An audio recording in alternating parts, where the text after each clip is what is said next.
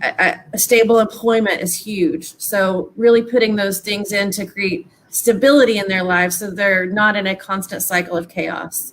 Mm-hmm.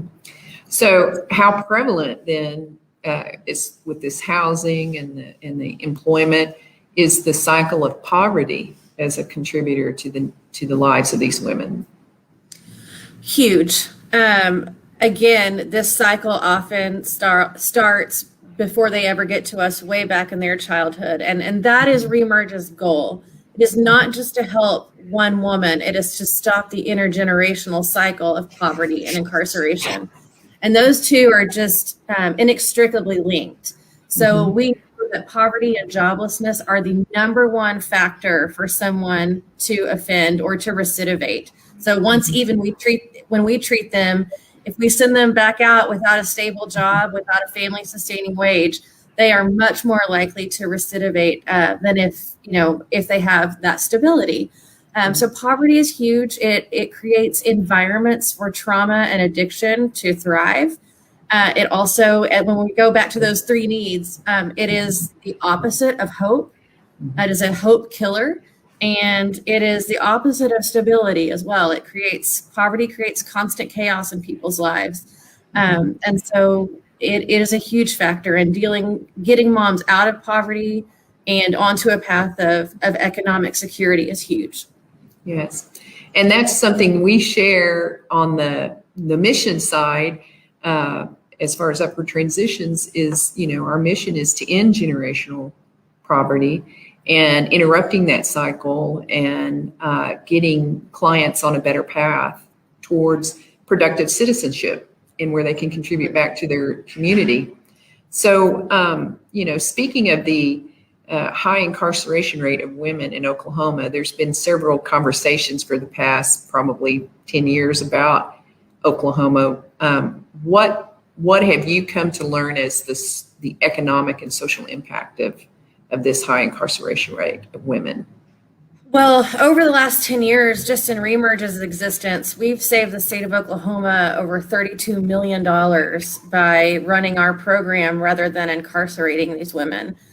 So we know that not only do we save money as a state when we provide treatment alternatives, but we are also saving in, it's not just the cost of incarcerating someone, it's the cost of their children being in the DHS system. It is the economic cost of them not contributing to our labor participation rate. So those are economic costs. Social costs are even greater. It creates, when we incarcerate women, a child is 7 times more likely to become incarcerated themselves. So we are separating families. We're creating greater conditions for children to also become incarcerated. We are tearing at the very fabric of our community when we incarcerate women rather than providing with treatment. And I just want to be clear that the women who come to Remerge, they don't need to be in prison. They're not going to flourish there. They're not going to get better there. They're not going to become productive community members there. They need treatment, and that is how we can create stronger communities. Yes, and we as an agency, Upward Transitions coordinates care as far as housing and sometimes financial interventions if they need that too. But what are some, instances that you can share about Upward Transitions and Remerge and how we've worked together to support the clients you serve? I think the two biggest factors and ways that we get to collaborate with you all is on rent assistance. So as you know, affordable housing in Oklahoma City is a huge challenge.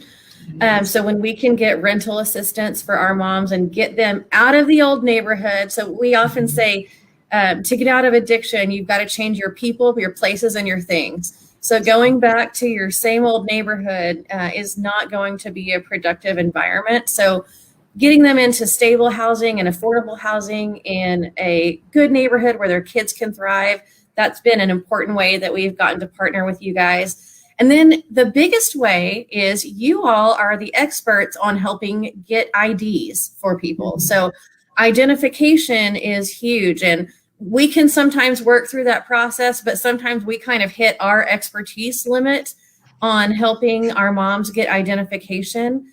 And it's not just having a piece of plastic. It's the piece of plastic that allows you to drive, to go get your children's records, to get on assistance if you need it, to become employed. And so having those pieces of paper are crucial.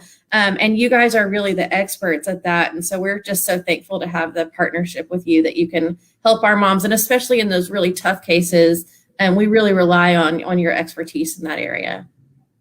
Yeah, we actually even hold documents for many people who have started their journey of restoration, and they are looking at ways to collect, to get on the path to social services and resources that they need.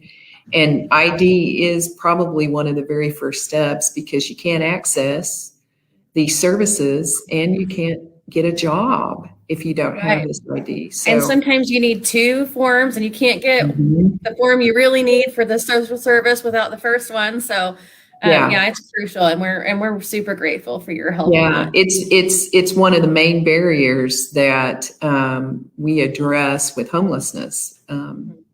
So in looking at some of the positive ways, what are some of the other partner agencies that you collaborate with, and how do you see this safety net of social services and agencies working together, how that impacts our community? Sure. So some of our biggest partners are Sunbeam Family Services. They actually have an early Head Start center in our building. So our moms are able to send their 0 to 3-year-olds. They can bring them to program and send them to school for the day and be on site. And that's huge. The Department of Corrections has a probation officer that is specifically assigned to remerge. And so she's here all the time. And it's pretty rare for people to love their parole officer and miss her when they graduate and say, we love you. But that's kind of the relationship that we've been able to form here. And then North Care is a big partner of ours. They do all of our individual therapy for our moms. And First Step is the housing partner for when our moms first come into the program. They are in supervised housing for at least the first 90 days. And so we utilize First Step. Salvation Army does all of our transportation. So Remerge really is built on a collaborative community model. And it is my philosophy and our organization's philosophy that we really try to focus on doing what we do well. And what we do well is provide an excellent diversion program. And we try to let our partners who are experts in their areas really leverage those resources, so that when people are giving in our community to these different organizations, they get a double bang for their buck. So if someone is giving to Sunbeam, they're not only helping Sunbeam, they're also helping Remerge.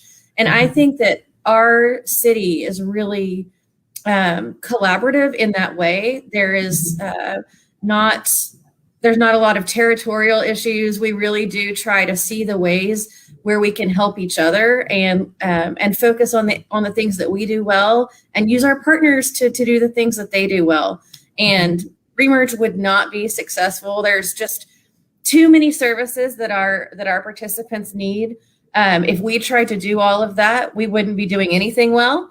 And so having partners who are providing excellent services in our community is vital to our success. Yes, and we are thankful too for the United Way of Central Oklahoma for their support, and how they sometimes raise some of those funds that we don't have the capacity to raise for ourselves because of staff limitations or whatever we may have as far as budget limits. So we want to say a shout out and thank you to United Way. Absolutely. And just in closing today, do you have a brief client story that you could share with us today? Sure. So as you said, I started about a year ago, and my first week on the job, I had a client come in and plop down in my office, and she said, my name's Keziah, and you don't have to worry about remembering my name because I'm a runner. I always run, and you won't know me for very long anyway.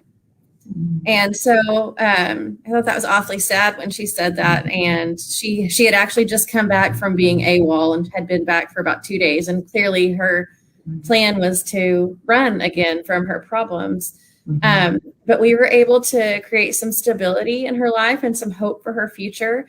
And she came down into my office about a month ago and plopped back down in my chair and said, she actually started giving me advice about taking care of myself and providing self-care for myself and not working too hard. Wonderful. So I knew that our messages were getting through. And then I asked her, I said, Keziah, do you remember about a year ago, you told me that you are a runner? And I said, but look at you. Look how much she's just accomplished so much in this year. I'm so proud of her. She's had a new baby and she has been employed and she has worked her program and been just really great attitude. And just her growth has been tremendous. And I said, I want you to look at how far you've come. That's not who you are anymore, is it? And she got tears in her eyes and she said, no, that's not who I am anymore. I've changed. And it's really incredible to see them start to believe in themselves and grow in that way. And developing that hope for a future. And that's what it's all about. We both our agencies work to inspire that hope in people so that they can feel like they have a future ahead of them. So, well, I want to tell you, it's been a delight to hear from you today, Jenna. And we just, support Remerge and their work and everything that they do. And, I think Oklahoma, especially Oklahoma City, we do have a collaborative spirit of taking ownership of our community and saying, this is us that's hurting out here. And we need to work together and these challenges and issues that face our community, work together to solve them. So thanks so much for joining us, Jenna. We wish you all the best. And we look forward to maybe doing a follow-up conversation later on. So sounds great. Again. Well, thank you for having me. And thank you for all that you all are doing for our community and for your partnership. We're so grateful for you. Thanks again. All right. We'll say bye to everybody now. See you later. Till next time.